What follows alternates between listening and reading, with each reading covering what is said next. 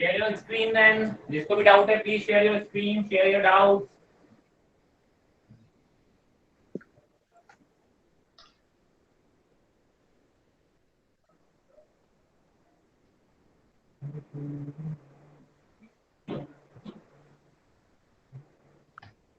Dictate कर दे question.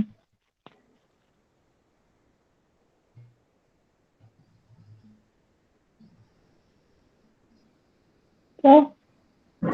हाँ जी बेटा. क्वेश्चन डिक्टेट कर दे. क्या बोल रहे हो? स्क्रीन प्रेजेंट करने के लिए बोल रहे हो? सर नहीं, क्वेश्चन डिक्टेट कर दे. स्क्रीन शेयर कर दो ना यार बेटा, ज्यादा बेटर रहेगा. तो मतलब मोबाइल में मुझे नहीं पता ना, डीपीपी अलग से मैंने कोई फोटो नहीं खींच के रखी है ना, सॉरी, इसलिए. तो आपकी आवाज क्लियर नहीं आ रही है. मैंने. तो एक सेकेंड. कोई बात नहीं, कोई और शेयर करो, स्क्रीन शेयर करो कोई और. Anyone please share the screen of DPP.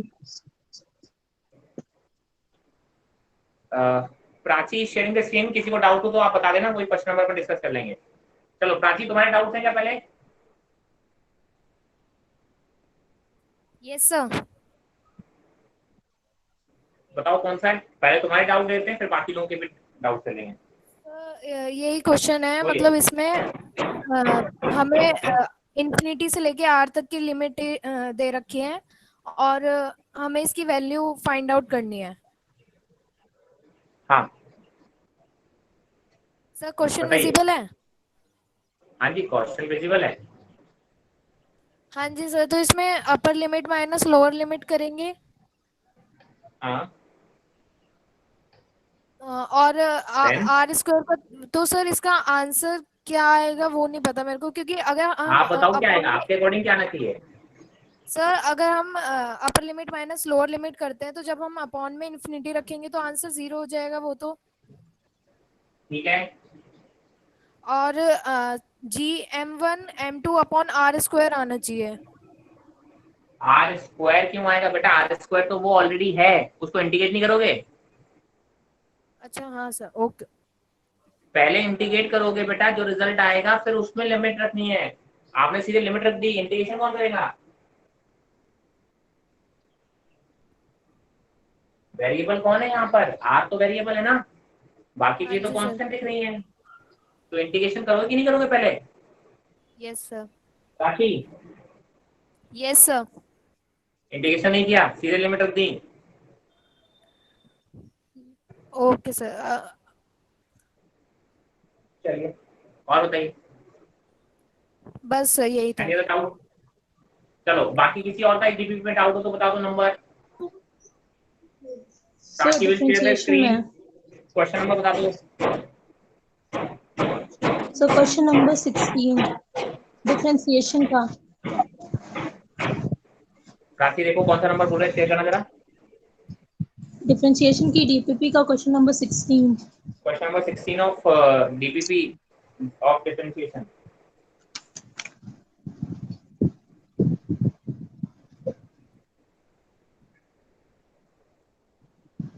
Prachi, can you hear me?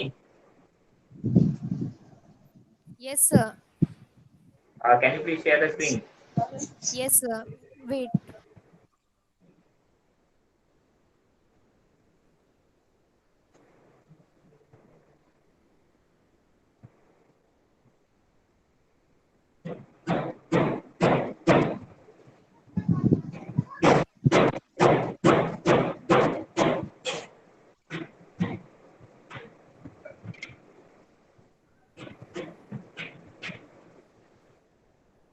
Prachi क्या हुआ, स्क्रीन शेयर क्यों नहीं हो रही है?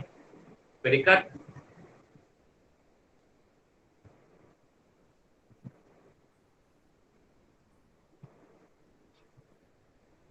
सर हो गई. हाँ. Question number 16. Find the minimum value of y. हाँ बेटा, क्या डाउट है इसमें, बोलना. सो काजोल. क्या हो गया? सो क्या बोल रहे हैं? मैंने कहा इसमें डाउट क्या है, बताओ. सर उसमें मैं मिनिमम वैल्यू एक अगर y की लेनी है तो x की भी मिनिमम वैल्यू रखेंगे. ये किसने बोला? और x की मिनिमम वैल्यू क्या है? तुम्हें पता है x की मिनिमम वैल्यू क्या है? सर मैंने -1 कंसिडर किया। क्यों भैया, -1 से -2 नहीं हो सकती क्या?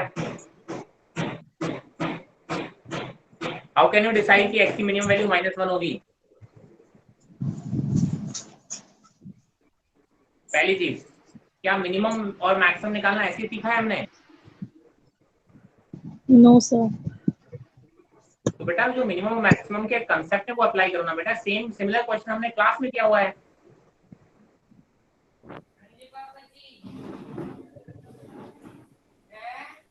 ऐसे नहीं काम चलेगा ना बेटा। सेम क्वेश्चन हमें एग्जाम्पल में किया हुआ है। आप सेम क्वेश्चन डाउट पूछ रहे हो क्योंकि आपने कंसेप्ट नहीं पढ़ा इसका मतलब मैक्सिमम मिनिमम का। एग्जाम्पल किए सारे क्वेश्चन बेटा तुमने खुद पेन से। Yes sir. उसमें मैक्सिमम मिनिमम ऐसे निकाला था कि एक्स की वैल्यू मिनिमम रख दी थी हमने। सर मेरी एक 20 में क्लास शायद छूटी है, वही उसी में मैक्सिमम मिनिमम पढ़ाया आपने। मैंने मैक्सिमम मिनिमम पढ़ाया है लास्ट कल वाली क्लास से पहले वाली क्लास में। हाँ सर, तो वही छूट गई थी। अच्छा ठीक है। तो बेटा छूट गई थी तो उसको कवर करना पड़ेगा ना। ऐसे तो नहीं चलेगा हाँ कि छूट गई तो हम बस उसको छोड़ दें। Okay sir. सर एक और फिर देखो, हाँ बोलो। क्वेश्चन नंबर 20 बता दीजिए, वो अलग है। 20।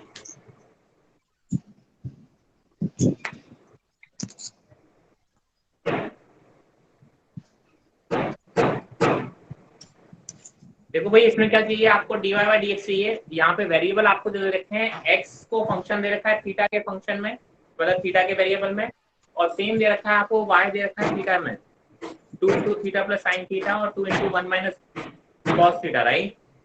Yes sir. x की वैल्यू दे रखी है 2 into theta plus sine theta और y की वैल्यू दे रखी है 2 into 1 माइनस कॉस थीटा। भाई साहब dy बाई डी थीटा करोगे, sorry dx by D theta करोगे, मतलब थीटा के रिस्पेक्ट में डिफरेंशिएट करोगे, तो इसको डिफरेंशिएट यस करोगे तो सर। आंसर आएगा 1 plus cos theta. Yes sir. इसको थीटा के प्लस रिस्पेक्ट में डिफरेंशिएट करोगे तो आएगा 2 into 0 plus sine theta. Cos theta का डिफरेंशिएशन होगा माइनस साइन थीटा, और माइनस साइन ऑलरेडी है वहां पे आ जाएगा। आपने बोला सर मुझे चाहिए dy बाई dx, मैंने कहा इसको डिवाइड कर दो, dy by D theta upon dx by D theta, तब डी थीटा से डी थीटा कैंसिल हो जाएगा, यस सर। आ जाएगा dy बाई dx। कर दो भाई साहब, 2 sine theta upon 2 into 1 plus cos theta. अब कल आपको दो फॉर्मूले बताए थे, cos 2 थीटा और sin 2 थीटा का फॉर्मूला आपको पता होना चाहिए, 2 sin थीटा cos थीटा। और cos 2 थीटा का फॉर्मूला कल आपको बताया था। उस cos 2 थीटा से यहाँ पे cos थीटा की वैल्यू निकालोगे यस और सर। sin 2 थीटा को 2 sin थीटा cos थीटा रख दोगे, तो थीटा बाई 2 के टर्म्स पर रख दो। यहाँ पे 2 थीटा थीटा, अगर मैं यहाँ से देखो क्या होता है, 2 cos स्क्वायर थीटा माइनस 1, तो यहाँ पे 2 थीटा है। मैं कहता हूँ सर थीटा होता तो कितना होता? आप बोलते हैं सर यहाँ पे थीटा बाई 2 आ जाता। साइन ऑफ 2 थीटा के जगह पे साइन थीटा है तो यहाँ पे थीटा बाई 2 आ जाएगा, क्योंकि आंसर थीटा बाई 2 में दे रखा है। तो भाई साहब ये वाले फॉर्मूले लगा के इसको रिप्लेस मार दोगे, वैल्यू आ जाएगी। Okay sir. बाकी आपके लिए छोड़ दिया। सर आपको बस आंसर हो थीटा गया। बाई 2 में चाहिए, मैंने कहा सर 2 थीटा वाला फॉर्मूला लगा दो, cos थीटा रखोगे तो यहाँ पे थीटा बाई 2 आ जाएगा, क्योंकि ये यस 2 था तो थीटा था। यहाँ अगर थीटा होगा तो यहाँ थीटा बाई 2 होगा। Same happens for this as well. दोनों को थीटा बाई 2 में कन्वर्ट कर लेना and you will get the answer. Okay sir. चलिए और बताइए। Sir question number 18। 18 सर नहीं नहीं नहीं, राखी हो गया हो ओपन गया। करें। अच्छा हो गया सर, हो गया, वो भी वही सेम था। और कोई? सर बस no sir. Any other doubts, anyone else? Sir unit and dimension से है एक। बेटा यूनिट एंड डायमेंशन तो बहुत अरसे पहले सॉल्व हो गई, अभी तक अटका हुआ नहीं है तुम्हारा sir, doubt. Sir question practice कर रहे थे ना तो उसमें से है। क्वेश्चन पैटर्न डीपीपी में से नहीं है? No sir. काहे का क्वेश्चन है बेटा डाउट? सर क्वेश्चन है a physical quantity of the dimensions of length that can be formed out of C G and E square upon 4 pi epsilon naught is, जिसमें कि हमारा सी है बेटा velocity of light. I can't get the whole question. देखो कितनी clear आवाज नहीं आती आप लोगों की, ठीक है, और प्लस मुझे याद रखना बड़ा मुश्किल हो जाएगा क्वेश्चन का डेटा, ठीक है। तो इट्स बेटर कभी भी आउट ऑफ, अगर डीपीपी या उसके अलावा कोई डाउट हुआ करे तो आप प्लीज मुझे पर्सनल पे भेज दिया करो। वैसा कोई ओके सर। कंसेप्चुअल डाउट है तो आप उससे पूछ लो, अगर कोई आपको स्पेसिफिक कोई डाउट है तो। No sir. जो आप कंसेप्ट अप्लाई कर रहे हो उसमें कोई डाउट हो तो पूछ लो। सर इसमें क्वेश्चन में से मतलब आप मैंने डिक्टेट करोगे ना तो हाँ बोलो बोलो बोलो।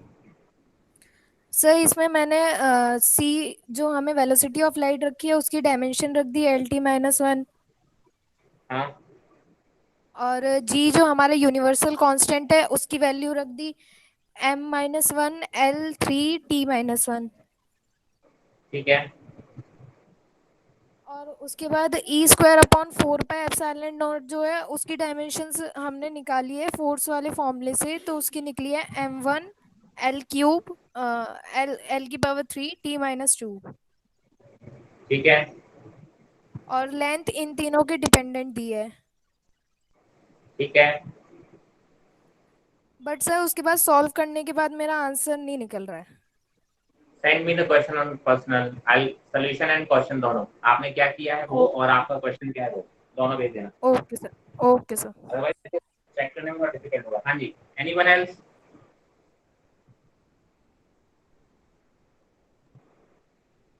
और कोई डाउट किसी भी तरीके का?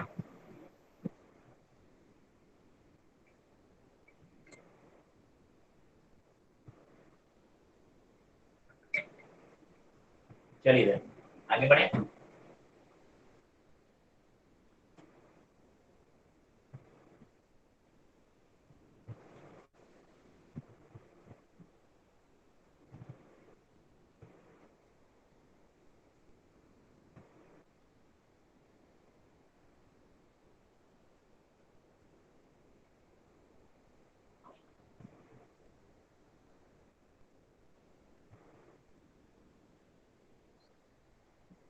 चलिए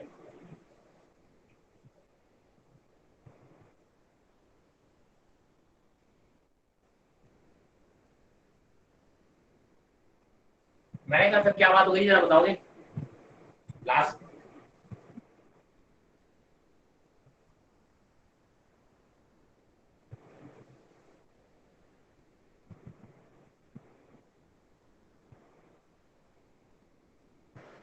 sir right hand thumb rule हुआ था क्रॉस फैक्टर में। क्रॉस प्रोडक्ट चलो क्रॉस प्रोडक्ट पूरा हो गया था तो रह गया था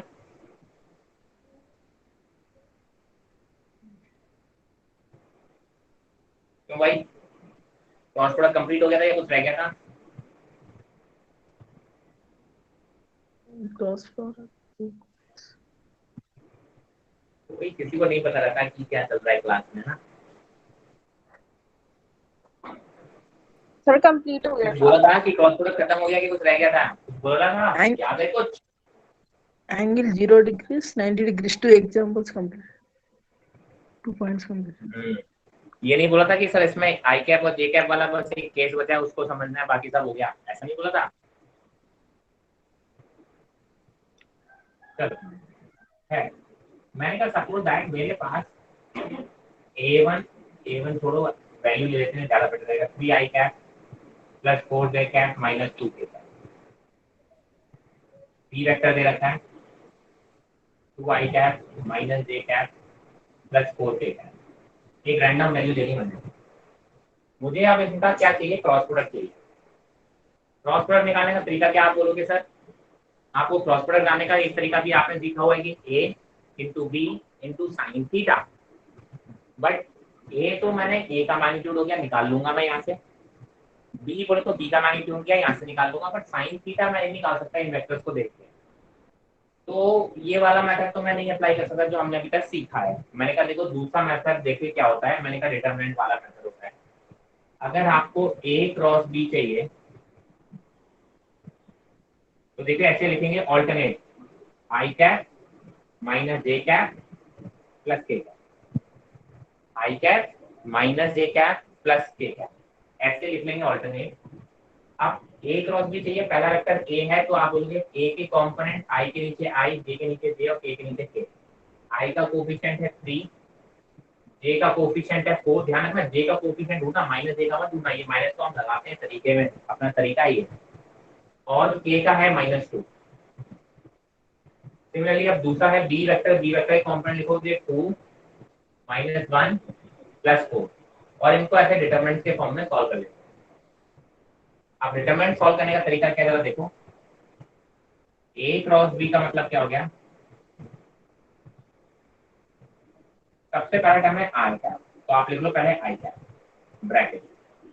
अब आई कैप वाली लाइन को हाइड कर दो, ठीक है, तो क्या लिखोगे this into this minus this into this, तो 4 into 4 माइनस -2 into -1,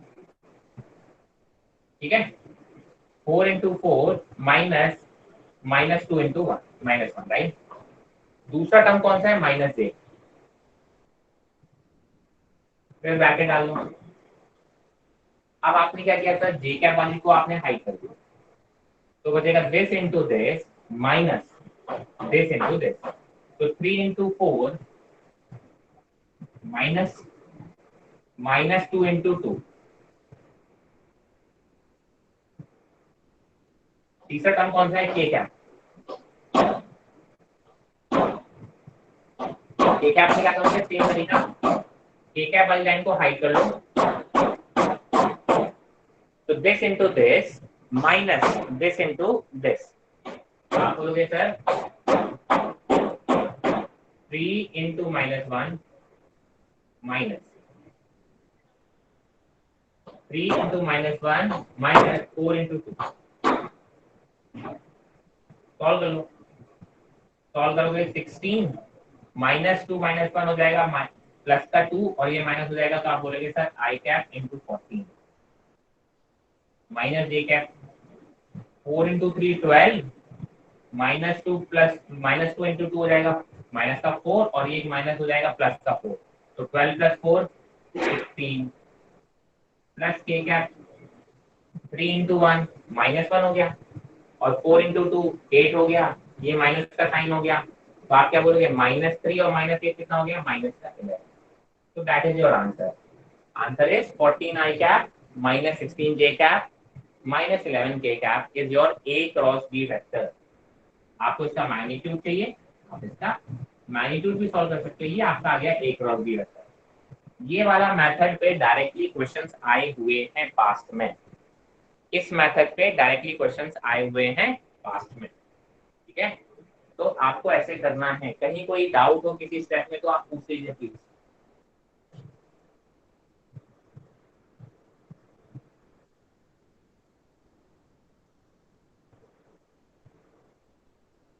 कहीं भी किसी भी तरीके का डाउट है क्या, पूछ लीजिए प्लीज।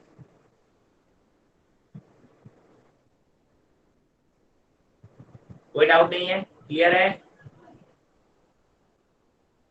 चलिए स्क्रीनशॉट ले लें प्लीज।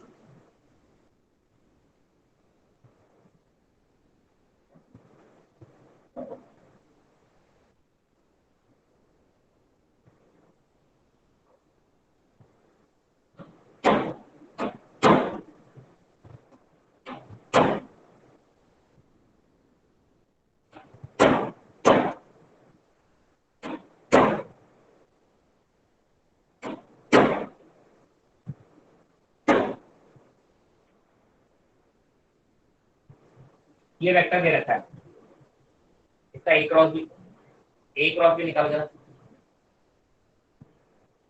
नहीं एक काम करो, इसका बी क्रॉस से निकाल,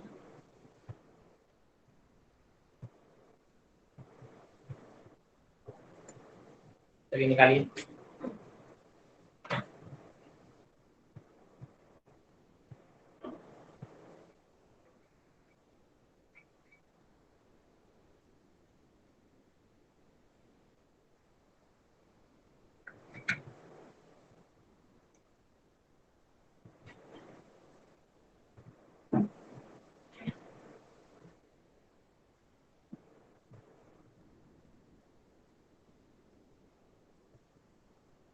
निकालिए, आंसर आए तो बताइएगा।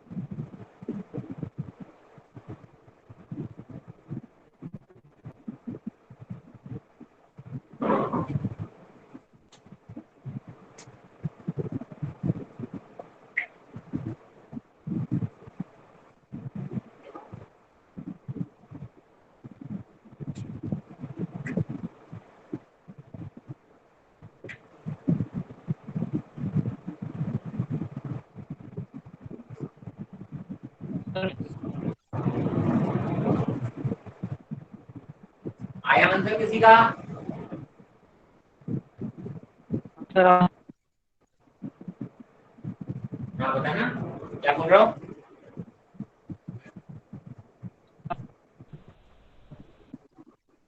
नहीं आ रही, आपकी आवाज कट रही है बेटा। एक मिनट सर। मुकुल बेटा, आपकी आवाज क्लियर नहीं आ रही मेरे पास।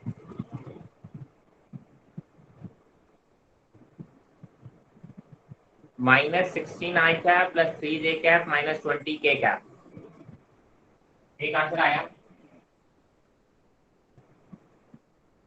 -16 आई कैप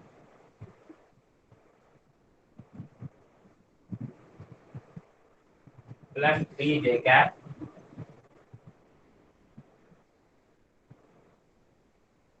माइनस 20 के कैप।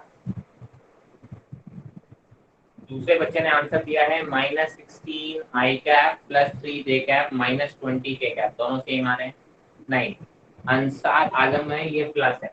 किसी का आंसर ये प्लस है, किसी का आंसर ये माइनस है। और क्षितिज ने दिया है 16 आई कैप प्लस 20 जे कैप माइनस 3 के कैप। मुकुल ने आंसर दिया है 19 आई कैप प्लस 18 जे कैप माइनस 5 के कैप।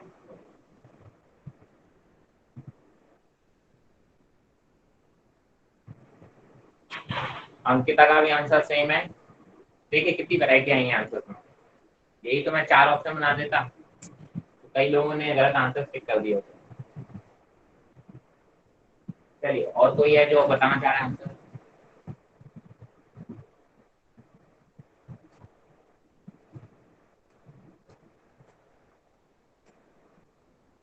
चलिए देखते हैं फिर आंसर, है ना, क्या है। मैं कहा देखो, जैसे मैं लिखता हूँ वैसे ही आप भी लिखोगे तो गलती होने के चांसेस नहीं है। मैंने कहा मुझे बी क्रॉस, तो पहले लिखोगे आई माइनस जे प्लस ए। मुझे चाहिए बी क्रॉस ए। तो बी क्रॉस ए के लिए पहले वाला वेक्टर बी है, तो पहले आपको कॉम्पोनेंट लिखने हैं डी के। यहाँ पे देखिए 2 आई कैप माइनस के कैप है, के कैप मतलब -1 प्लस 4 जे कैप है। ए के लिखो 3 आई कैप -4 -3। मैंने कहा सॉल्व कर लो। आई कैप वाली को हाई करो, 4 इंटू 3 -12 माइनस फॉर्मूले का -1 इंटू -4 इज +4 और एक ये माइनस साइन लगा हुआ तो ये आ गया। मैंने कहा सेकंड आ गया माइनस जे कैप। ठीक है, माइनस जे कैप हुआ तो जे कैप वाले को हाई करोगे तो 2 इंटू -3 इज -6। फॉर्मूले का -3 इंटू -1 इज -3 और ये एक माइनस लगा होता तो ये हो जाएगा प्लस। मैंने कहा प्लस के कैप। के कैप की बात करें तो आप आएगा 2 into -4 is -8 minus 4 into 3 is 12। Solve करेंगे तो आएगा -16 आई कैप 6 और प्लस माइनस का 3 प्लस का 3 जे कैप। के कैप की बात करें तो माइनस का 20 के कैप। पहला जो आंसर दिया था वो आंसर कैसा है ये। इसके अलावा ये वैरायटी आपकी गलत आई है, देखो अब अपनी गलतियां आपको समझ में आ गई होगी, नहीं समझ में आई तो अभी पूछ सकते हो। पहले आंसर किसने दिए थे? आई गेस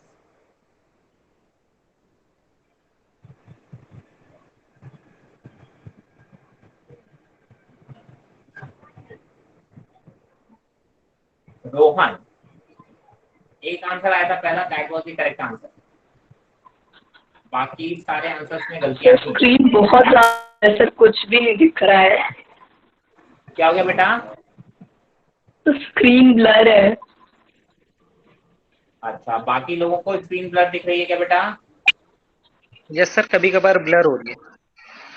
अभी कैसी दिख रही है? अभी क्लियर है सर, अभी तो क्लियर है। एकदम क्लियर है, बस इतना ही काफी है। तो किसने बोला था ब्लर आ रही है बेटा? थोड़ा सा अपना नेट चेक करो, थोड़ा सा रिज्वाइन करो, यही बोल सकता हूँ।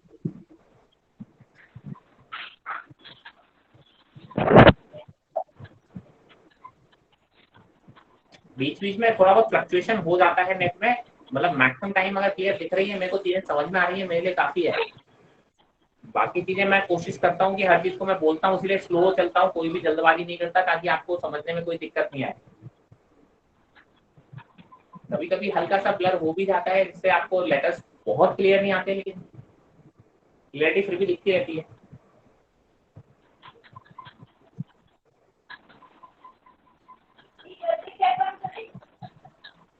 शिवानी, क्लियर आई तुमको स्क्रीन? सर अभी तक तो नहीं। तो बेटा रिजॉइन करो, वेट किसका कर रहे हो? रिजॉइन करो, थोड़ा नेटवर्क वगैरह चेक करो। वन थिंग मोर, सर आपने क्या ए और बी की वैल्यू चेंज की थी क्या? हाँ बिल्कुल, अगर ए और बी की वैल्यू चेंज नहीं करूंगा तो फिर क्वेश्चन कैसे बनेगा? Okay same sir. क्वेश्चन ही, मैंने तो अभी कराई था वो क्वेश्चन।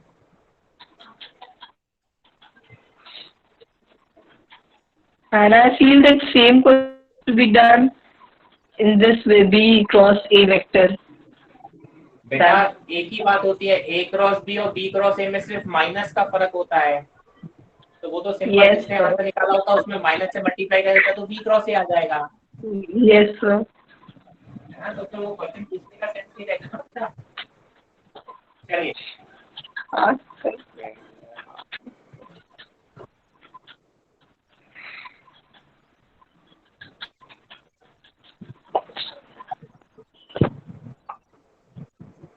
रिजॉइन कर लो बेटा, अगर थोड़ा नेटवर्क इशू होता है तो रिजॉइन करने से काफी हद तक सॉल्व हो जाती है प्रॉब्लम। मेरे एंड पे जब भी आता है तो मैं तो रिजॉइन कर लेता हूँ और प्रॉब्लम अपने आप सॉर्ट आउट हो जाती है। उसके बाद भी अगर प्रॉब्लम सॉर्ट आउट नहीं होगी तो इसका मतलब फिर नेटवर्क आपके एंड पे काफी प्रॉब्लम कर रहा है।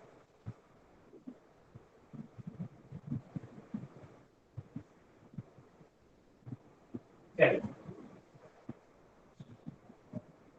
तो ये बातें थी आपकी क्रॉस प्रोडक्ट की। डॉट प्रोडक्ट हम ऑलरेडी पढ़ चुके हैं लास्ट क्लास में, ठीक है। एडिशन, सब्ट्रैक्शन, रिजोल्यूशन, ये सारे हम वेक्टर्स में बातें कर चुके हैं। तो यहाँ पे आप कह सकते हो कि मेरा जो वेक्टर चैप्टर है, ठीक है, अब क्या होगा, वेक्टर्स जो चैप्टर है वो यहाँ पे मेरा खत्म होता है। मैं आपको फिर से एक बार ये रिमाइंड करना चाहूंगा कि vector is the most important chapter of physics according to me. बिना वेक्टर्स के कोई भी चीज आपकी नहीं होगी, तो वेक्टर्स को आप अच्छा कर लीजिएगा। वेक्टर्स की इतनी प्रैक्टिस कर लीजिएगा कि सर वेक्टर में आप काफी कॉन्फिडेंट हो, ठीक है। आपको डीपीपी मैथमेटिकल टूल्स तक मिल गई है, तो आपको कल टेस्ट की डेट आई है क्या finally? Tuesday sir. Yes sir. Is it on Wednesday और ट्यूसडे? Tuesday sir. ट्यूसडे, ठीक है। तो आपके पास मैथमेटिकल टूल्स तक आ रहा है, तो मैथमेटिकल टूल्स मैंने ऑलरेडी बहुत पहले कवर कर लिया है। उसकी डीपीपीज भी आपको मिल गई है, वो भी आपने सॉल्व कर ली है और आई होप डिस्कस भी कर ली है, ठीक है। तो प्रैक्टिस भी ठीक ठाक हो गई है, थोड़ी सी प्रैक्टिस होगी, डीपीपीज को रिवाइज कर लेंगे। प्रीवियस क्वेश्चन आपके कहीं से भी आपके मॉड्यूल में आपको जो मिला होगा ऑनलाइन उसके पीछे अवेलेबल होते हैं, वरना किसी ना किसी के पास कई सारी ऑनलाइन बुक्स होती हैं, आपको प्रीवियस क्वेश्चन चैप्टर वाइज मिल जाते हैं, उनको बैठ के अच्छे से सॉल्व कर लीजिएगा। प्रीवियस तो हमेशा सॉल्व करते हैं चैप्टर खत्म होने के बाद। उससे दो चीजें होती है, एक तो प्रैक्टिस होती है कि किस टाइप के क्वेश्चन पूछे जा रहे हैं, और दूसरा आपको पता चलता है कि आपने जो पढ़ा है क्या वो सफिशिएंट है आपके प्रीवियस ईयर को देखते हुए। क्योंकि अगर पिछले 10 ईयर के क्वेश्चन आप सॉल्व कर लोगे 2010 के बाद वाले, ज्यादा पुराने नहीं जाए, 2005, 2 और 3 सिलेबस बहुत डिफरेंट होता है, ठीक है। काफी कुछ चीजें ऐसी होंगी जो आपके सिलेबस में नहीं है।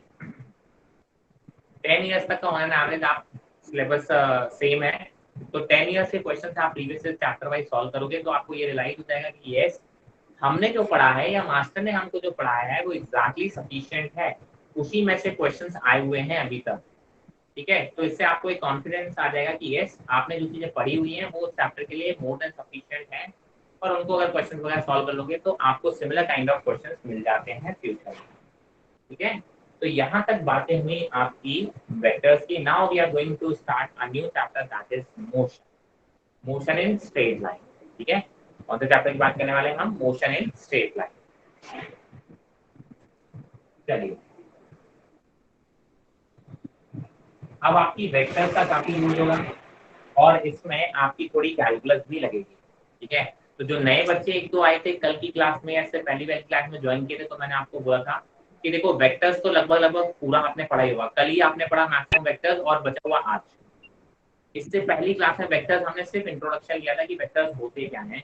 आप चाहो तो वेक्टर्स की इससे पहले वाली क्लास जो थी, कल से पहले वाली क्लास, उसको आप रिकॉर्डिंग का लास्ट का 15 मिनट देख लोगे, उतना काफी होगा वेक्टर्स के लिए, ठीक है। क्योंकि उसमें हमने सिर्फ वेक्टर्स क्या होते हैं, वेक्टर्स को रिप्रेजेंट कैसे करते हैं और कितने टाइप के वेक्टर्स होते हैं वो बेसिकली हमने बात की थी, है ना।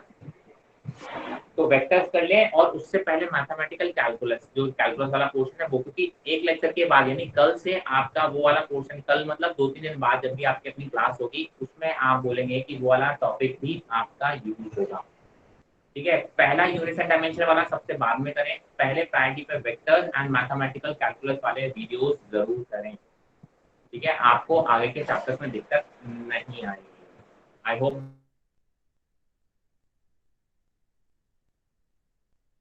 this is very clear. I think the screen is blurred. Let me rejoin once.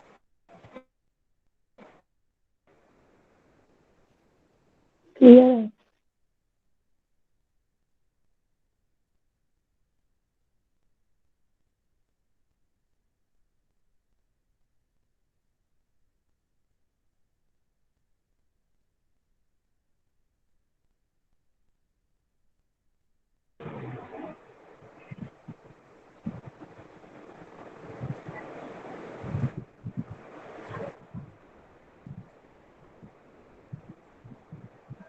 Yeah, now it is clear.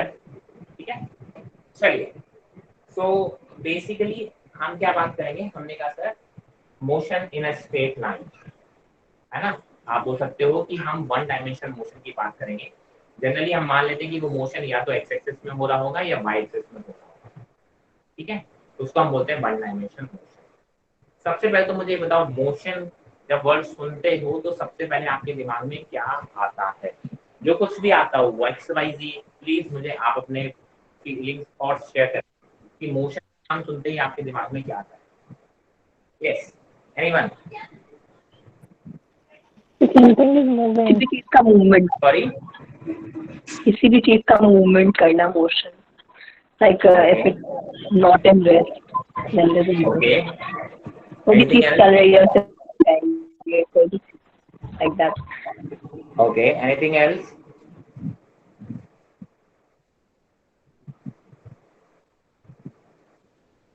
और कोई? सर किसी चीज का डिस्प्लेसमेंट हो रहा हो उसे भी मोशन कह सकते हैं। ओके, चलिए, और कोई और चीज दिमाग में आती हो किसी के?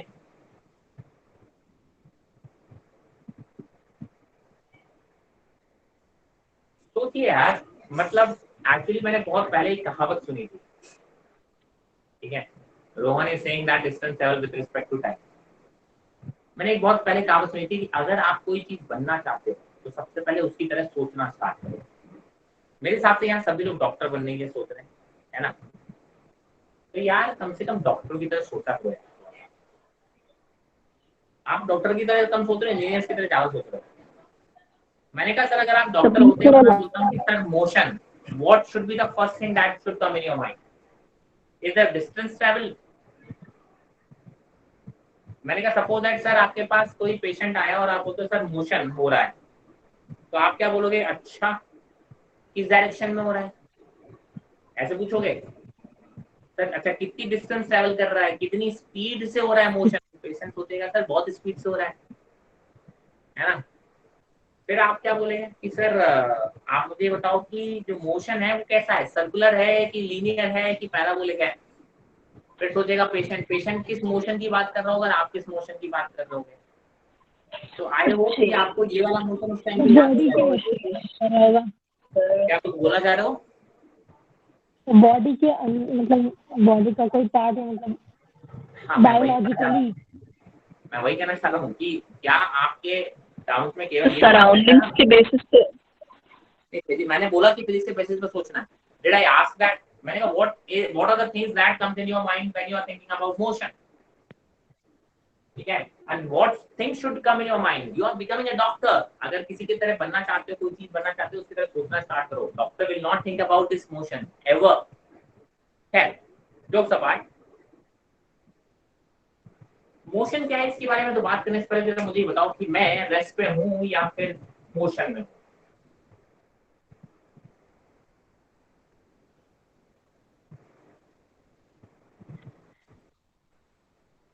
Rohan is saying, Rehan is saying rest. Anybody else? Rohan is also saying rest. Anybody else? Sir, rest. Rest. Okay. Mukul is saying in motion. हाँ भाई साहब मुकुल, मैं मोशन में कैसे हूँ जरा बताओगे?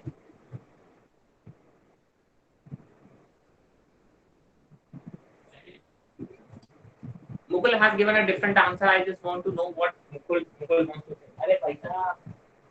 सर हाँ जी. सर ये डिपेंड करता है कि आप किसके रिस्पेक्ट में देख रहे हो। तो आपने कितने रिस्पेक्ट में बता दिया? सर अगर हम अर्थ के रिस्पेक्ट में देखें तो आप रेस्ट में हो, मतलब अगर किसी और प्लेनेट पे जाके देखेंगे तब आप मोशन में रहोगे। वेरी गुड, ठीक है। सो भाई साहब आपने बता दिया रेस्ट पे हैं, नॉट नेसेसरली। जब भी आप मोशन या रेस्ट की बात करते हैं सबसे पहले आपको पता होना चाहिए कि सर किसके रेफरेंस में बात कर रहे हो, किसके रिस्पेक्ट में बात कर रहे हो। मैंने कहा suppose that you are travelling in a train and you are sitting in a train, आपके बगल में एक बंदा बैठा है, आप क्या बोलोगे, वो रेस्ट पे है कि रुका हुआ है कि मूव कर रहा है? रेस्ट पर है। आप बोलोगे कि सर वो रेस्ट पे है, मेरे बगल में बैठा हुआ है। पर यही एक बंदा प्लेटफॉर्म पे खड़ा है बाहर और ट्रेन मूविंग है, तो उस प्लेटफॉर्म वाले बंदे से पूछोगे वो बंदा रेस्ट पे है क्या मूविंग है, तो बोलो या मूविंग है। तो सेम बंदा आपके रिस्पेक्ट में रेस्ट पे हो सकता है और यही बंदा किसी और के रिस्पेक्ट में मूविंग हो सकता है। कैसा हो सकता है? मूविंग हो सकता है। तो भाई साहब सबसे पहली टर्म तो अपने नोट्स में लिख लो, motion and rest are relative terms. Motion and rest are relative terms, ठीक है।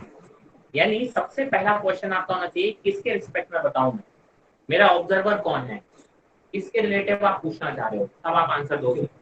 सर या तो ऐसे बोलोगे मेरे रिस्पेक्ट में सर आप रेस्पेक्ट, या तो आप ऐसा आंसर देंगे। आप सिंपली रेस्ट या मोशन नहीं बोल सकते because you have not defined any reference, I have not defined any reference. Till then we cannot say whether the body is in rest or in motion, ठीक है। चलिए खैर पहली चीज मोशन, आपको पता ही है कि मोशन और रेस्ट क्या होता है किसी के रिस्पेक्ट में। मैंने कहा सर सबसे पहले हम बात करेंगे थोड़ा सा पोजीशन वेक्टर की। ऑल्दो हम मोशन स्ट्रेट लाइन पढ़ने वाले हैं लेकिन हम पोजीशन वेक्टर थोड़ा 2D के देख लेंगे। पोजीशन वेक्टर क्या होता है? मैंने कहा सर देखो ये एक पॉइंट है, इसकी पोजीशन अगर आपको बताना तो आप बता दो ना, ऑरिजिन के रिस्पेक्ट में बता दो। ये y एक्सिस है, ये x एक्सिस है, ये ऑरिजिन है ना। अच्छा आप बोलोगे सर इसकी पोजीशन बताओ, तो जनरली अपन इसे x कोऑर्डिनेट और y कोऑर्डिनेट बता देते हैं, तो इसकी पोजीशन बताते हैं। मैंने कहा सर ऑरिजिन से एक वेक्टर ड्रॉ करो इधर a की तरफ, दिस OA वेक्टर को हम बोलते हैं position vector of A vector. Position vector of A, कुछ लोग इसको ऐसा भी बोल सकते हैं AO, position of A with respect to origin. Origin by default लेते हैं, अगर हमने कुछ नहीं बोला है तो इसका मतलब है कि are talking about the origin, so हमें ज्यादा सोचने की जरूरत नहीं है, हम ज्यादा उसमें लिखते नहीं है। अगर ऑरिजिन के रिस्पेक्ट में बात करें तो हम ज्यादा सोचते नहीं है। मैंने कहा सर सिमिलरली अगर मैं एक दूसरा पॉइंट ले लूं बी वेक्टर, आप बोलोगे यहाँ से एक वेक्टर ड्रॉ करोगे बी की तरफ, तो आप बोलोगे ये हो गया आपका बी वेक्टर का पोजीशन वेक्टर। और मतलब सीधी सी बात है कि अगर आपको ए जाना है तो ये वाले रास्ते से आप डायरेक्टली ए पे पहुंच सकते हो, बी को जाना है तो आप ये वाले रास्ते से सीधा सीधा आप शॉर्टेस्ट रूट से बी पे पहुंच सकते हो, तो उसका पोजीशन वेक्टर हो जाए। मैंने कहा अगर मुझे ए से बी जाना है तो ये वाला रास्ता होगा, तो ये क्या होगा सर, ये है position vector of B with respect to A से बी जाना हो तो मुझे ये शॉर्टेस्ट रूट पर मिलेगा, तो आप बोलोगे this vector is called the position vector of B with respect to A. यहाँ पे देखिए मैंने रिस्पेक्ट वाला भी लिखा है, इसके आगे ऑरिजिन नहीं लिखा बिकॉज ऑरिजिन बाय डिफॉल्ट माना जाता है। अच्छा जरा आप ये देखो, ये दो वेक्टर मैं ड्रॉ कर लेता हूँ, ये ए वेक्टर हो गया, ये बी वेक्टर हो गया। अगर मैं थोड़ा सा एक पैरेललोग्राम बनाएं, जरा देखो ये वाला वेक्टर क्या होता है, अगर ये ए वेक्टर है, ये बी वेक्टर है, ये वेक्टर कौन सा वेक्टर देता है जरा बताओगे मुझे, anyone please, what will this vector be? Sir B करके कुछ था, I I don't remember. Sir, A minus B vector. Actually it is B minus A vector. Mukul was saying it is resultant, it is not a resultant. Resultant will be this diagonal जो यहाँ से draw किया जाएगा, ये वाला diagonal resultant होगा जो दोनों के बीच से पास होता है। दूसरा डायगोनल होता है इनका डिफरेंस, अगर ये A से स्टार्ट होके B पे गया है तो आप बोलोगे this is B minus A, final minus initial लिखते हैं हमेशा। अगर इसी वेक्टर का एरो इधर की तरफ बनाते तो हम A माइनस B लिखते हैं। तो अगर आप ये देखो ये भी कुछ ऐसा ही है, ये RA वेक्टर है, ये RB वेक्टर है और ये इन दोनों को ज्वाइन करने वाला दूसरा डायगोनल है। तो एक्चुअली अगर मैं देखें position vector of B with respect to A is nothing but position vector of B minus position vector of A। पहली चीज तो ये, और इसी को आप डिस्प्लेसमेंट भी बोल सकते हैं। डिस्प्लेसमेंट भी बोला जाता है इसको। Displacement is what, final position minus initial position. Finally आप कहाँ पहुंच गए, बी पे ना, तो आप बोलोगे सर फाइनल पोजीशन कहाँ है, बी, उसका पोजीशन वेक्टर कितना है, बी। इनिशियल पोजीशन कहाँ थे, ए पे थे, तो उसका पोजीशन वेक्टर कितना है, ए। तो डिस्टेंस को आप final position minus initial position भी बोलते हैं, या फिर आप बोलते हो कि that position of B with respect to A भी बोलोगे, उसको भी आप ऐसा भी बोल सकते हो, या फिर ठीक है इसको आप एक और वर्ड यूज कर सकते हो, position vector of B with respect to, एक ही बात। या तो आप बोलोगे डिस्प्लेसमेंट ए से बी का डिस्प्लेसमेंट है ये, है ना, या फिर इसको पोजीशन ऑफ बी। तो displacement is final minus initial, तो आप इसको क्या बोल सकते हो, displacement is equal to final position minus initial position, ऐसे लिखते हो डिस्प्लेसमेंट। ठीक है, ये थोड़ा सा एक अलग सा कंसेप्ट था, मैंने हालांकि 2D ऐसा दिख रहा है, 2D वाली बातें कर दी मैंने, हाँ क्योंकि मुझे कंसेप्ट सिखाना था, आगे कई बार यूज होगा, आगे कई बार यूज होगा, इसलिए मैंने आपको ये इसको सिखा दिया। ठीक है, आई होप इसमें कहीं कोई दिक्कत नहीं, कोई दिक्कत है तो पूछ लीजिए, नहीं तो इसका स्क्रीनशॉट ले लीजिए।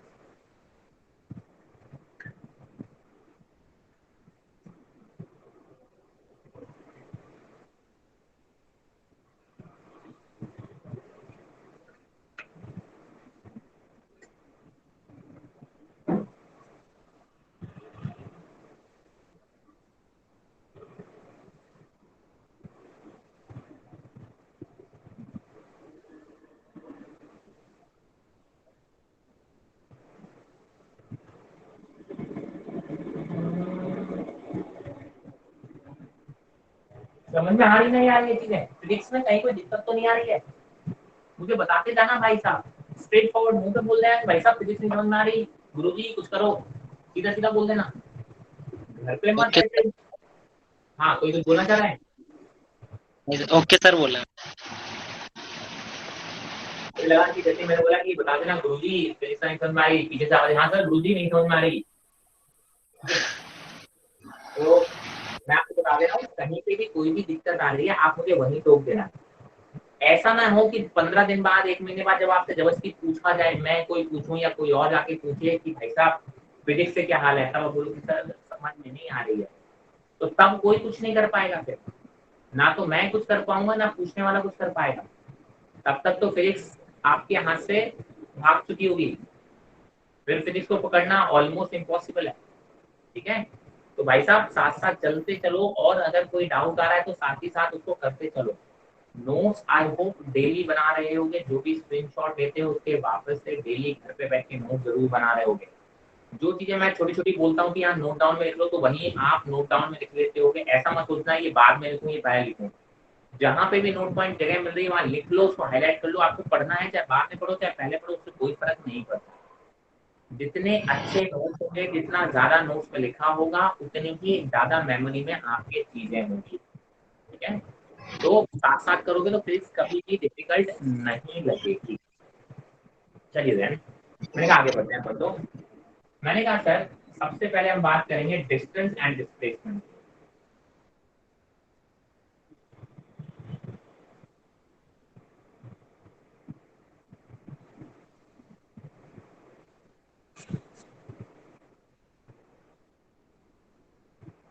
मैंने कहा सपोज दैट ये एक बिल्डिंग है, इसमें 3 लोग हैं। मैंने कहा ये दूसरी बिल्डिंग है कहीं दूर, इसमें भी कोई रहता है। आप ही लोगों की एक ग्रुप का कोई है, ठीक है, 3 फैमिली रहती होंगी, आप ऐसा कर सकते हो। हुआ ये कि डी का बर्थडे था, तो एबीसी को परमिशन मिली उस बर्थडे पार्टी में जाने की, जो कि जनरली नहीं मिलती है। तो भाई साहब ए तो था वो बहुत शरीफ था। ए ने सोचा यार डेली डेली तो ये परमिशन मिलती नहीं है, क्यों ना इसका मौके का फायदा उठाया जाए। बहुत शरीफ बच्चा था, उसने बोला क्यों ना आसपास सब घूम घाम के और तब अपन लेके यहाँ पार्टी में, है ना। मैंने कहा ठीक है। आपने बोला कि सर बी बी थोड़ा सा शैतान था, उसने बोला यार कहीं तो घूम के जाने चाहिए, तो उसने एक थोड़ा सा मार्केट का चक्कर लगाया और पहुंच गया। सी बहुत ही उद्दंड बच्चा था, है ना। सी जैसा एकदम उद्दंड बच्चा कोई भी नहीं था। तो जब सी को बुला गया तो सी भाई साहब नाक की सीट में डी ले पा गया और उसी रास्ते से वापस आ गया। अब जब ये लोग वापस आए तो मैं से पूछा, ए के पेरेंट्स ने उससे पूछा, ए के पिताजी ने इसे पूछा कि भाई साहब तुम डी के यहाँ गए थे तो बताओ कितनी डिस्टेंस थी। ए ने आंसर, भाई साहब हर पेरेंट को, ओ स्क्रीन ब्लर हो गई है, just wait let me rejoin once. Clear है अभी? क्लियर है सर। चलो एक बार दोबारा क्लियर है, चलो ठीक है। फ्लक्चुएट करेगी भी, मुझे मालूम है, मैसेज आया मेरे पास। चलो देखते हैं, ठीक है की वजह से अभी क्लियर है। बता मैं अगर फ्लक्चुएट हो थोड़ा सा भी, क्योंकि मुझे चांसेस लग रहा है। हाँ, तो द थिंग इज कि सर मैंने बोला कि सर ए के पेरेंट को पता है भाई साहब अपना पूत पालने में दिखता है भाई। ए बोला रुक जाया, वो गया बी के पास, बी से पूछता है, ए के पेरेंट गए पिताजी की भाई साहब कितनी डिस्टेंस थी ए से डी जाने में। उसने बोला अंकल जी 8 किलोमीटर। पेरेंट बोला बेटा तेरे से ही पूछना बेकार है, लेट्स आस्क सी। उसने बोला सी से पूछते हैं सी कितना। तो उसने बोला सी बोला कि अंकल जी 3 किलोमीटर। फिर क्या है, ए के पेरेंट वापस आए और झूठ बोलता है। ए वाज सेइंग हाँ ब्लर हो गया, चलिए लेट मी रिजॉइन वंस।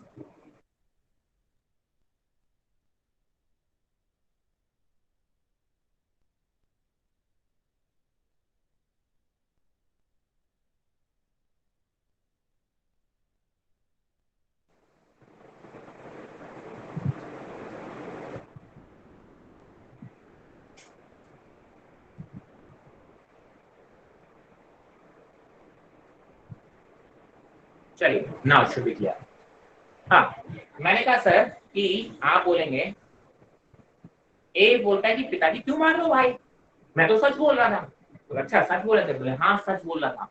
बोले अच्छा, बोले चलो आप नहीं तो मैं आपसे है ना फिजिक्स वाले मास्टर के पास लेके चलता हूँ और उससे पूछवाता हूँ कि देखो मैं सही बोला था कि नहीं बोला था। अब हुआ ये कि भाई साहब वो आया पिताजी के साथ और पिताजी ने मुझे पूरी स्टोरी सुनाई और बोले बताओ मेरा बेटा बोल रहा है कि वो सच बोल रहा है। तो फिजिक्स वाले मास्टर ने क्या बोला था, जरा मुझे आंसर बताओगे कि क्या ये बेटा सच बोल रहा था या झूठ बोल रहा था?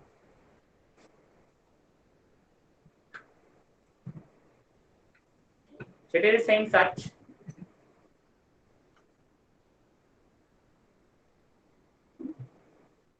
रियान is तो saying आपने डिस्टेंस बोला था ना, झूठ बोल रहा है। झूठ बोल रहा है, सच बोल रहा है।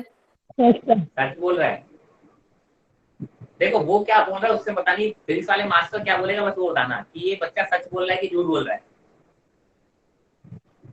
झूठ बोल रहा है। फिजिक्स वाला मास्टर बोलेगा सर ये झूठ बोल रहा है। रीजन, अबे पिताजी का भरोसा नहीं है, वो तो पिट ही रहा है साला, फिजिक्स वाला मास्टर भी पिट रहा है, क्यों पंगा लेना है? वो तो बोलते हैं नहीं नहीं नहीं मारो पीटो भाई, तुम जानो तुम्हारा काम जाने भाई, ठीक है। तो फिजिक्स वाला मास्टर तो बोले भाई झूठ बोल रहा भाई, ले जाओ इसको यहाँ से। But actually he was not wrong, right, he was right.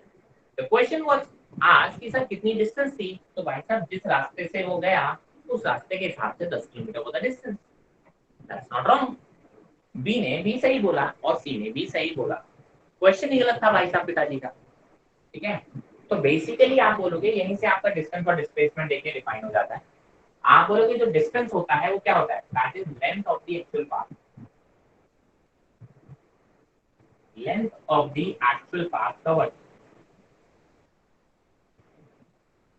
जो रास्ते से आप ए से बी गए हो, किसी भी एक पॉइंट से दूसरे पॉइंट तक गए हो, तो उस रास्ते की जो लेंथ है ना, उसको बोलते हो आप डिस्टेंस।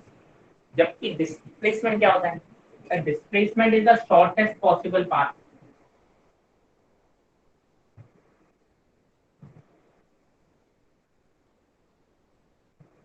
है ना, इनिशियल और फाइनल पॉइंट के बीच का जो शॉर्टेस्ट पॉसिबल पाथ होगा उसको आप बोलते हो डिस्प्लेसमेंट, ठीक है। लेंथ आप कोई सा भी रास्ता पकड़ के जाओ, मुझे उससे मतलब नहीं है, शॉर्टेस्ट पॉसिबल पाथ क्या है और उसकी डिस्प्लेसमेंट क्या है। तो मैंने कहा देखिए शॉर्टेस्ट पॉसिबल पाथ ये स्ट्रेट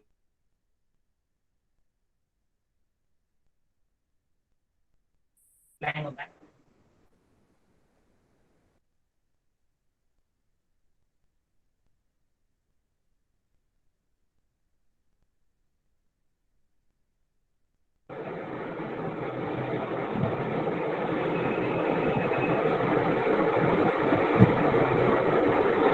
हाँ जी, मैंने कहा सर आप किसी भी रास्ते से जाओ, ए से बी जाने का जो शॉर्टेस्ट पॉसिबल पाथ होता है दैट इज फॉर डिस्प्लेसमेंट। रास्ता कोई भी हो, सर इसकी जो एसआई यूनिट होती है लेंथ है, लेंथ किस में मेजर की जाती है, मीटर में। तो सर आप बोलते हो इसकी भी एसआई यूनिट क्या होती है, मीटर। आप बोलते हो सर इसमें डायरेक्शन का कोई रोल नहीं होता है इसलिए एक स्केलर क्वांटिटी होती है। सर इसमें डायरेक्शन का रोल होता है इसलिए इसको हम वेक्टर क्वांटिटी बोलते हैं। ए से बी जाने में मैं किस रास्ते से जाऊंगा तो डायरेक्टली बी पे पहुंच जाऊंगा। तो द रास्ता, the direction is very important in displacement, है ना।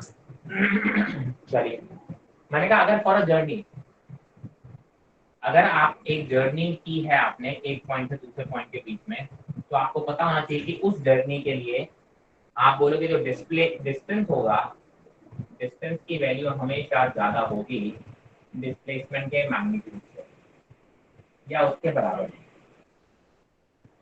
है ना। आप किसी भी रास्ते से चले जाओ, आप किसी भी रास्ते से जाओगे, आप क्या बोलोगे कि डिस्टेंस की वैल्यू उस रास्ते में डिस्प्लेसमेंट की वैल्यू के या तो ज्यादा होगी या बराबर होगी, उससे कम नहीं हो सकती। आप इस रास्ते से जाओगे तो डिस्टेंस डिस्प्लेसमेंट से ज्यादा आया, इस रास्ते से जाओगे तो डिस्टेंस डिस्प्लेसमेंट से ज्यादा आ रहा है, और अगर इस रास्ते से गए तो डिस्टेंस और डिस्प्लेसमेंट का मैग्नीट्यूड कैसा आ रहा है, बराबर आ रहा है, ठीक है। तो ये स्टेटमेंट होता है। मैंने कहा बराबर कब होंगे, डिस्टेंस और डिस्प्लेसमेंट का मैग्नीट्यूड बराबर कब होगा, क्या बोलोगे आप कुछ बता सकते हो?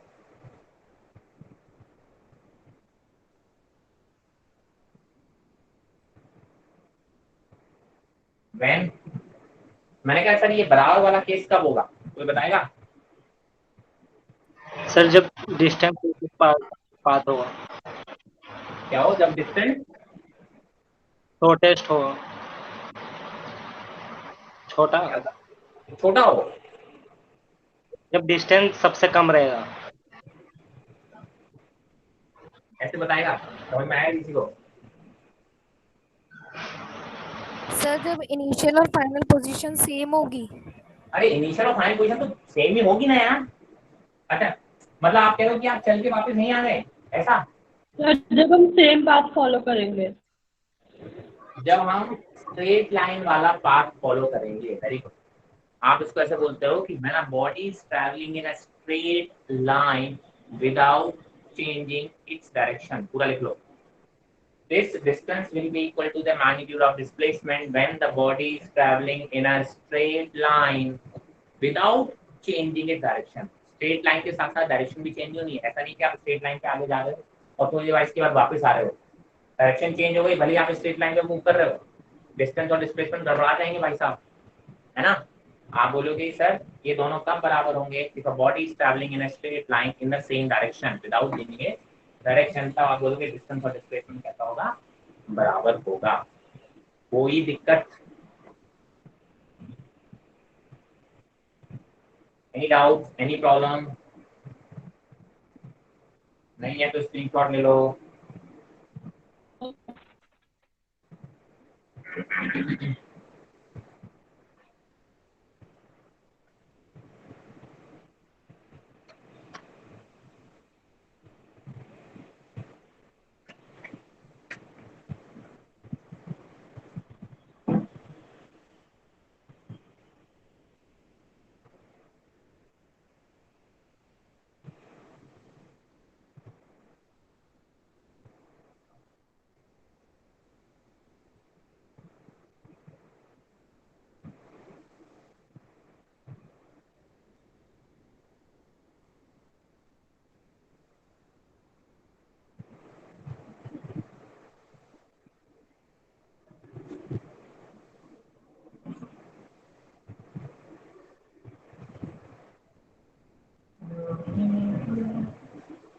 चलिए नाउ स्पीड एंड वेलोसिटी।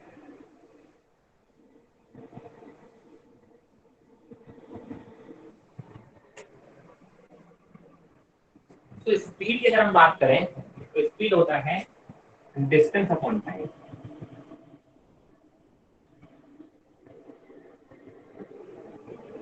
ये होता है डिस्प्लेसमेंट अपॉन टाइम। एक जनरल बातें करते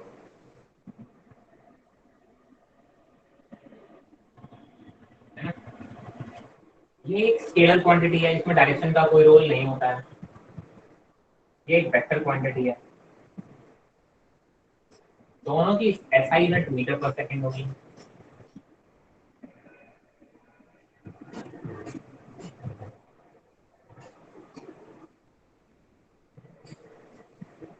ठीक है, या तो कोई दिक्कत नहीं।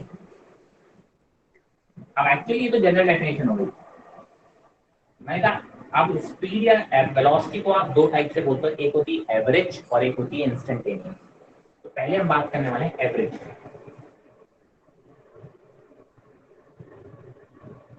एवरेज स्पीड या फिर average velocity.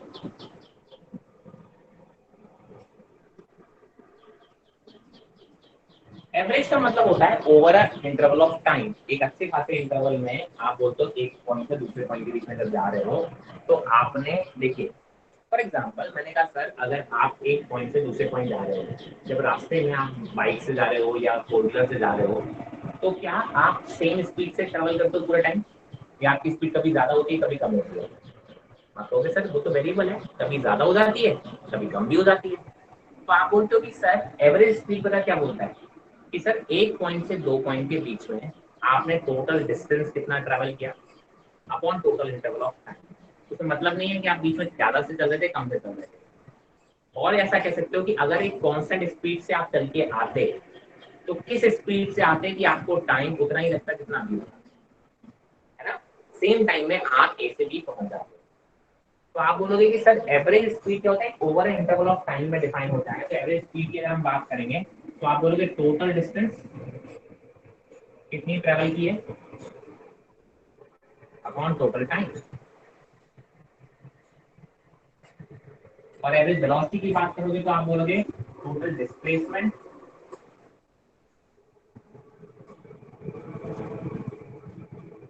Upon total time, है ना। टोटल एक इंटरवल की बात हो रही है, बड़े इंटरवल की बात हो रही है, ठीक है। आप बोलोगे एक चीज और ध्यान रखना, इसको आप ऐसे लिख देते हो, velocity average x final minus x initial. Straight line में अगर आप बोलते हो कि सर ऐसे लिखो,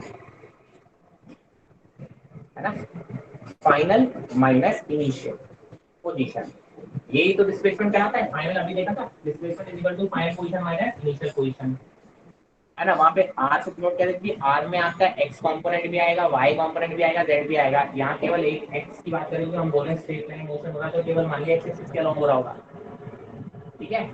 अच्छा, इसमें ध्यान रखना ये तो total distance upon total time होता है बी एवरेज, ऐसे तो ये वेक्टर फॉर्म में लिखा है तो समझ ये वेलोसिटी की बात हो रही है। यहाँ पे आपने बोला ये बी एवरेज लिखा, मतलब ये स्पीड है, ध्यान रखिए ये वेलोसिटी नहीं है।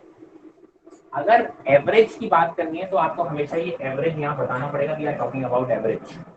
अगर कुछ नहीं लिखा है, सिर्फ ऐसा वेलोसिटी लिखा हुआ है, इसका मतलब we are talking about the other type that is instantaneous. Average वाली बात के लिए आपको एवरेज वर्ड यहाँ पे यूज करना पड़ेगा या मेंशन करना पड़ेगा, we are talking about average. If nothing is mention that means we are talking about instantaneous, ठीक है, क्योंकि हम आगे पढ़ेंगे। कहने का सर अब होता क्या है, लोगों के दिमाग में क्या रहता है, सर जो एवरेज स्पीड है, तो ये बहुत इंपॉर्टेंट नोट पॉइंट है, average speed is always greater than magnitude of average velocity for journey। अगर किसी जर्नी की बात कर रहे हो तो जो एवरेज स्पीड होता है वो हमेशा उसकी वैल्यू या तो एवरेज वेलोसिटी से ज्यादा होती है या उसके बराबर होती है। मैंने कहा बराबर कब होगी बताओगे जरा,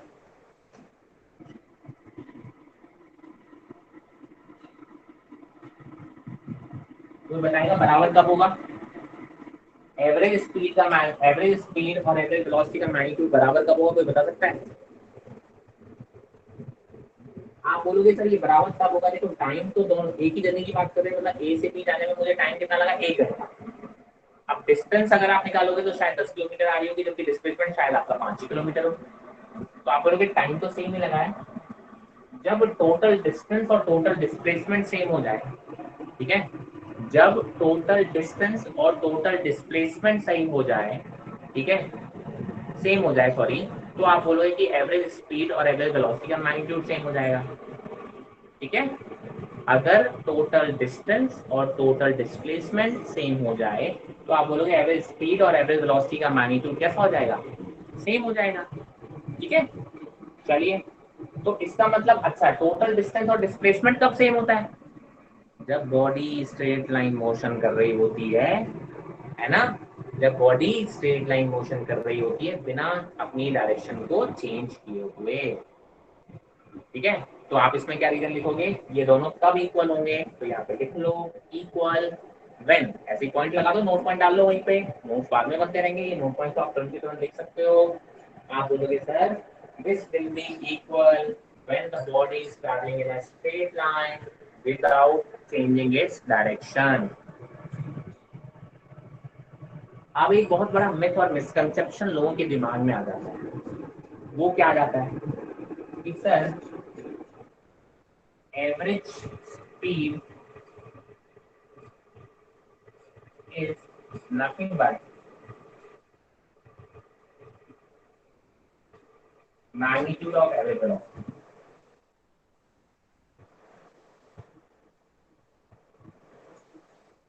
क्या ऐसा है या नहीं है बता दूं।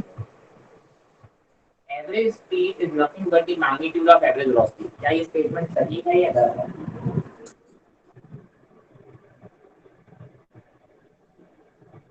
कोई बताएगा?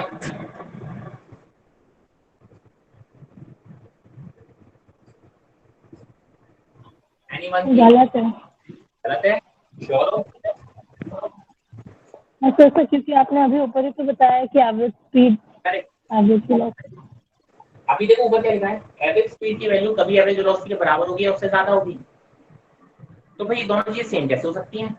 बट आपके दिमाग में भी आगे आएगा, बिकॉज इंस्टेंटेनियस के केस में ऐसा होता है कि instantaneous speed is nothing but the magnitude of the instantaneous velocity, है ना। बट एवरेज के केस में ऐसा नहीं होता। देखो अभी लिखा ही हुआ है ना ऊपर, एवरेज स्पीड की वैल्यू ज्यादा भी हो सकती है और बराबर भी हो सकती है। जब ज्यादा भी हो सकती है और बराबर भी हो सकती है तो फिर दोनों चीजें सेम कैसे हो सकती हैं?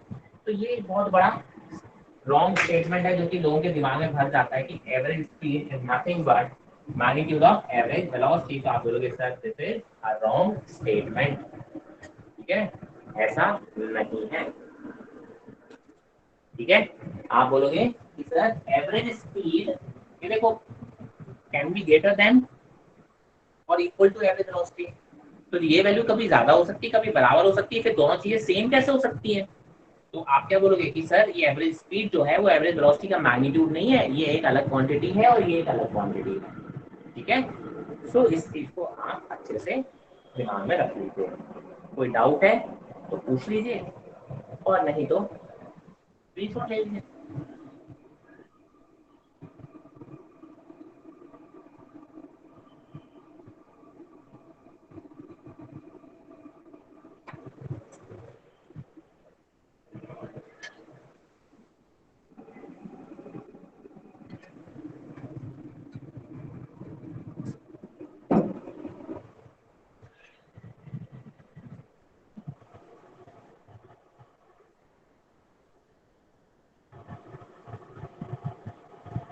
सर हाँ जी बेटा बोलो। अरे मुझे थोड़ा सा पहले से पूछना था, जो आपने भी बताया था कि सी जो है डायरेक्टली डी के पार्टी में जा रहा है। एक सेकंड फिर से बोला जरा। जो ABC था वो डी की जो पार्टी में जा रहा था, ABC बर्थडे पार्टी। हाँ तो उसमें सी जो है डायरेक्टली मतलब जो है बिना डायरेक्शन चेंज किए जा रहा था डी की पार्टी में, लेकिन वो मूव करते समय मतलब बीच में इंटरेक्शन वो इंटरफेरेंसेस भी तो आएंगे, कभी क्राउड हुआ तो कुछ तो डायरेक्शन तो चेंज होगा ही ना।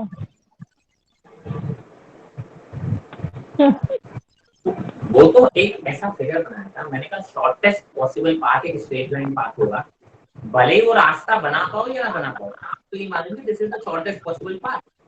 आप फ्लाइट से चले जाओ, हेलीकॉप्टर से चले जाओ, है ना, या अपना ड्रोन से लटक के चले जाओ, तो जा सकते हो कि नहीं जा सकते हो ऐसे स्ट्रेट लाइन?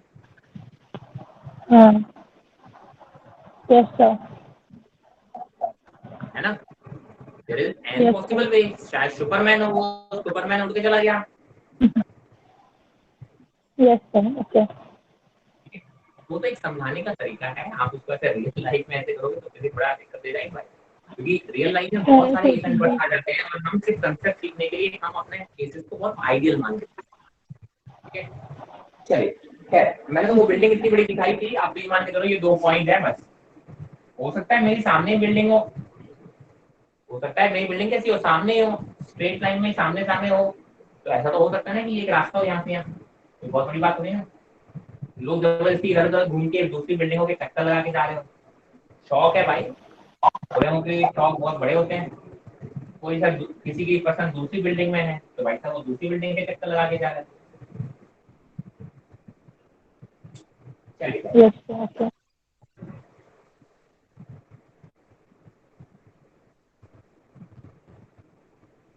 किसी बिल्डिंग के चक्कर नहीं लगा रहा, इसका मतलब क्या है तो बता सकता है? ए का दूसरी बिल्डिंग के चक्कर लगाने का रीजन है, बी का दूसरे रीजन का, लेकिन सी सीधा सीधा स्ट्रेट जा रहा है, इसका मतलब क्या हुआ? So distance equals to displacement. इसका मतलब है भाई साहब डी को किसी और बिल्डिंग के चक्कर लगाना नहीं है, डी की तो भाई साहब सीधी वाली बिल्डिंग में ही है जो कुछ है, ठीक है। चलो खैर देन सीधा लगता है, कोई बात नहीं, छोड़ दो। खैर सो ये बातें हुई आपकी एवरेज स्पीड या एवरेज वेलोसिटी। नाउ अब एवरेज स्पीड के कुछ स्पेशल केसेस होते हैं, उसमें से अपन एक आध पढ़ लेते हैं, कुछ स्पेशल केसेस देखो स्पेशल स्पेशल कुछ नहीं होते, मैं तो कहता हूँ आप बेसिक फंडा आपको आता है ना, बेसिक फॉर्मूला आता है, अगर वो अप्लाई करते जाओ, आप कोई सा भी केस दे दो, कोई सा भी केस दे दो, मेरे से बन जाएगा उतना ही टाइम में। पर ठीक है, लोगों ने उसके स्पेशल केस के नाम पे थोड़ा सा हाइप कर रखा है, तो एक न्यूमेरिकल प्रॉब्लम की तरह आपको सॉल्व कर लो। पहला मैंने कहा सर ए से बी जाने में ये जर्नी कर रहा है। अभी स्ट्रेट लाइन मोशन है तो देखो सारे मोशन स्ट्रेट लाइन ही होंगे, बस आगे पीछे जा सकता है अपनी स्ट्रेट लाइन में बस, लेकिन ये डायरेक्शन चेंज नहीं कर सकता। अब ए से बी जाने में इसने क्या किया, हाफ टाइम तक वो v वेलोसिटी v1 स्पीड से चला और बाकी हाफ टाइम तक ये v2 स्पीड से चला। क्वेश्चन समझ में आ रहा है? he travels half time of the whole journey with a certain speed v1 और सेकंड हाफ टाइम वो चला v2 स्पीड से। तो मुझे बताना है पूरी जर्नी की एवरेज स्पीड कितनी होगी। तो देखो भाई साहब आप क्या बोलोगे, जो v एवरेज होता है जैसे फॉर्मूला लिखोगे तो आप बोलोगे sir total distance upon total time, यही फॉर्मूला लगाना है आपको। अच्छा मुझे ये बताओ, पहले टीम में और दूसरे टीम में क्या डिस्टेंस आधी आधी ट्रेवल होगी या कम ज्यादा?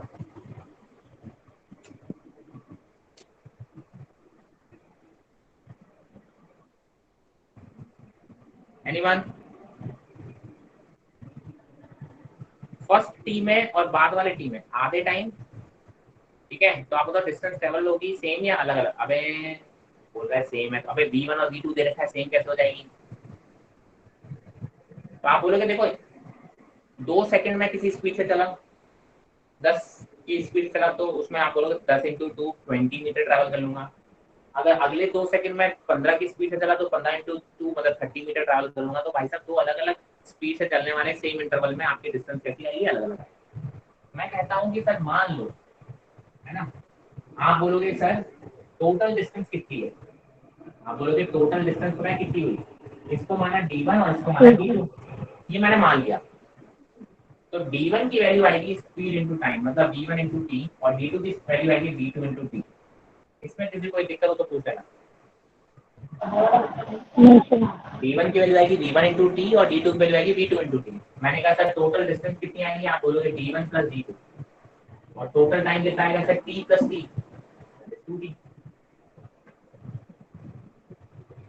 सॉल्व करो जरा, v1 की वैल्यू रखोगे तो देखो v1 × t + v2 × t/2t, t common लेके कैंसिल कर दोगे तो आंसर आएगा देखो v1 + v2/2। पहला केस बहुत ही इंपॉर्टेंट, डायरेक्टली पूछा हुआ है कई बार। तो अगर आप बोलोगे हाफ टाइम, ध्यान रखना हाफ टाइम आप एक स्पीड से जा रहे हो, बाकी हाफ टाइम आप दूसरी स्पीड से जा रहे हो, then the average speed for the whole journey will be v1 + v2/2।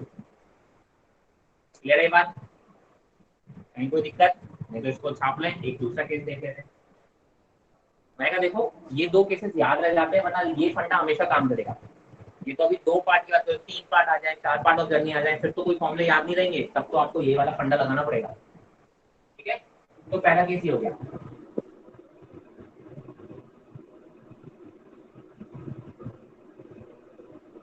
मैंने कहा दूसरा केस, अब दूसरा केस क्या है देखो। दूसरा केस ये बोलता है कि सर आधी डिस्टेंस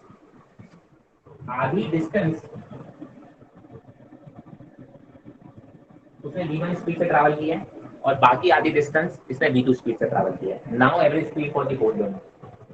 आप जरा देखो पहली आधी डिस्टेंस में अलग टाइम लगेगा और अगली आधी डिस्टेंस में आपका अलग टाइम लगेगा, बिकॉज आपकी स्पीड कैसी है, अलग अलग है। तो मैंने कहा सर t1 की वैल्यू निकाल लो पहला, आप बोलोगे सर डिस्टेंस अपॉन स्पीड।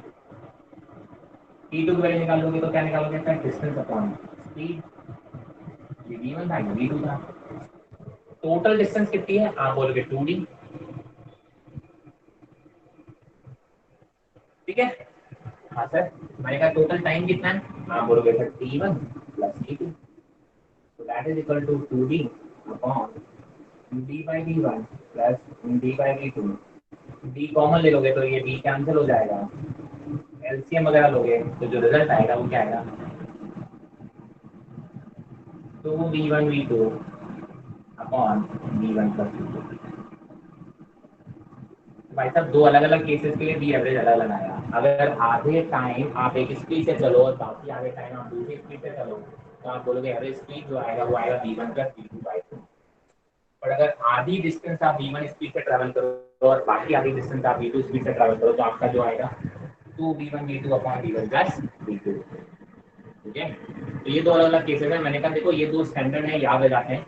मैंने कहा लेकिन इनसे ही काम चल जाएगा इस बात की गारंटी नहीं है। बिकॉज यार आपको क्वेश्चन में तो ये होना बोले दो, मैं कहता हूँ 3 इंटरवल पूछ लिए, तीनों इक्वल पूछ रहे, इसकी भी कोई गारंटी नहीं है। तो आप बोलोगे सब बेसिक फंडा क्या है, टोटल डिस्टेंस निकालना है आपको, तीनों इंटरवल चारों इंटरवल जितने भी इंटरवल पूछ रहे हैं, और आपको टोटल टाइम निकालना है और आपको एवरेज स्पीड निकालना है। ठीक है, तो इस तरीके से आप कर सकते हो, आपका बेसिक फंडा वही रहेगा। ये दो स्पेशल केसेस, दो न्यूमेरिकल की तरह मैंने आपको करा दिया, मैंने प्रैक्टिस भी हो जाएगी। और दूसरा आपको ये स्टैंडर्ड फॉर्मूले में कई बार आपको डायरेक्टली मिल जाते हैं, अपने टेस्ट में मिल जाएंगे, ये तो आप पूछ चुका है, तो अगर आपको याद हो जाएंगे तो कोई बुराई नहीं है। ठीक है, कोई दिक्कत? हाँ जी बेटा। सर इस वेक्टर में पॉइंट पूछना था, कंसेप्ट। क्या बोल रहे हो? मुझे सर वेक्टर्स में एक पॉइंट पूछना था। हाँ पूछो पूछो बेटा। तो जो आपने आपकी आवाज थोड़ी सी, अगर आप माइक में या थोड़ा सा पास आके बोलोगे तो ज्यादा बेटर सुनाई देगा मुझे। एडिशन वेक्टर्स के बाद स्पेशल केसेस कराए थे, उसमें आपने फोर्थ जो बताया था कि वेक्टर ए अगर वेक्टर बी के बराबर हो तो r is equal to 2a cos theta by 2। उसके बाद आपने vector a minus vector b is equal to 2a sin theta by 2 किया था, तो वो कैसे आना है? हाँ किया था, उसमें क्या करना है?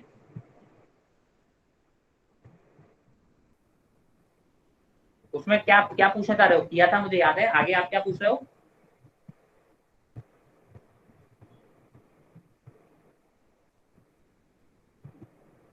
हेलो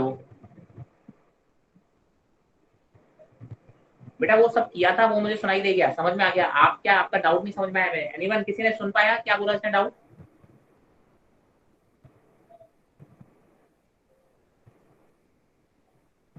क्या हुआ? मेरी आवाज आ रही है ना? कौन पूछा था क्वेश्चन?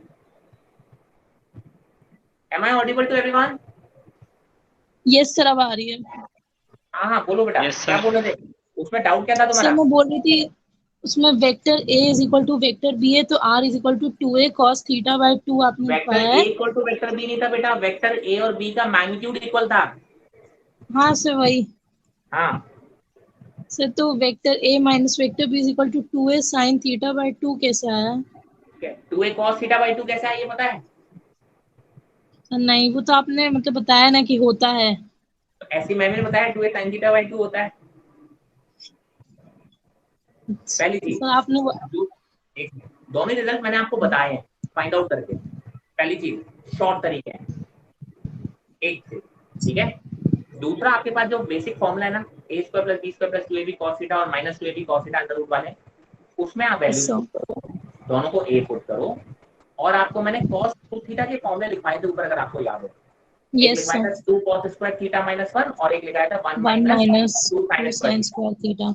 तो 2 थीटा है तो यहाँ थीटा आ जाता है, वैसे आप थीटा है तो यहाँ थीटा बाय 2 आ जाएगा। ठीक है, तो cos थीटा को आप थीटा बाय 2 के टर्म्स में रिप्लेस कर देना, और sin थीटा को भी, सॉरी पहले वाले केस में प्लस वाले में आप cos थीटा को cos थीटा बाय 2 में टर्म्स कन्वर्ट कर देना, माइनस वाले में cos 2 थीटा जो आ रहा है मतलब cos थीटा, उसको sin थीटा बाय 2 के टर्म्स में कन्वर्ट कर देना, you will get the answer. ठीक है, ओके सर। आपका derivation is not that important, मैंने आपको हिंट दे दिया था इसलिए, आपको result is important. Okay sir. Okay yes sir. चलिए चलिए, और कोई डाउट किसी को?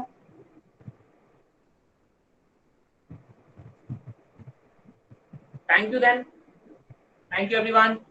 आगे की बातें हम करेंगे, and all the best for the test. I guess tomorrow हमारी क्लास नहीं है, तो अच्छे से प्रिपेयर करके आना, सारी डीपी सॉल्व करके जाना प्रॉपर्ली, प्रीवियस ईयर क्वेश्चंस अगर मिल जाए तो उनको सॉल्व करके जाना, and you will rock the test, I am pretty sure. Sir जो वीकली टेस्ट है हाँ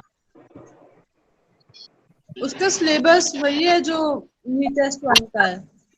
मैंने आपको टेस्ट का सिलेबस ऑलरेडी बता रखा है बेटा, बता रखा। Okay sir. मैंने बता रखा है कि सिर्फ मैथमेटिकल टूल तक आएगा यूनिट एंड डायमेंशन, और आपको वैसे मैथ्स के थ्रू भी आ गया होगा। ठीक है।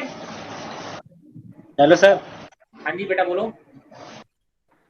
सर मैंने आज ये मेरी फर्स्ट क्लास हुई है, तो आगे क्वेश्चन क्या बेटा सबसे पहले सुनिए, सबसे पहले आपका बीच में देखो, टेस्ट जरूर दे देना, प्रिपरेशन हो या नहीं हो, टेस्ट मत छोड़ना। पहली बात, मार्क्स आए 10 आए। दूसरी चीज, मैथमेटिकल टूल्स और वेक्टर्स के रिकॉर्डेड लेक्चर्स आपको मिल जाएंगे। एकेडमिक टीम से पूछ लेना कहाँ मिलेंगे। और अगले 2-3 दिन में, मेरी अब कोई क्लास नहीं है आपकी, कल परसों और नरसों 3 दिन मिल रहे हैं। मैथमेटिकल टूल्स और वेक्टर्स, ये 2 चैप्टर के रिकॉर्डेड लेक्चर्स तैयार कर लेना। यूनिट्स एंड डायमेंशन वाला टॉपिक बाद में करना जब टाइम मिले, लेकिन अभी ये 2 टॉपिक तो 3 दिन में आपको कवर करने हैं। सर एक बार दोबारा सिलेबस बता दीजिए बेटा। यूनिट्स एंड डायमेंशन और mathematical tool. Okay, thank you sir. Thank you sir. ठीक है आंसर। ठीक है सर। सर आपका जो कोई व्हाट्सएप नंबर क्या करेगा व्हाट्सएप का? मतलब व्हाट्सएप पे मैसेज करेगा, मेरे को परेशान करेगा। तो मैं भी कर। हाँ तो एक काम करो, पहले ये दोनों टॉपिक तैयार करो, एकेडमिक टीम वालों से बात करो। जब दोनों टॉपिक तैयार कर लोगे 3 दिन बाद, तब दूंगा मैं, और नहीं करोगे तो नहीं दूंगा। ठीक है सर। ओके ठीक, चलिए, थैंक यू एवरीवन। हाँ कोई और डाउट है? हाँ शिवानी बोलो। बोलो। So thank you. Just I would thank you. I can't hear you, Shivani. So I was just saying thank you. You are saying thank you. Thank Yes, you then. sir. Welcome. Thank you. Anybody else want to say anything? Yes, sir.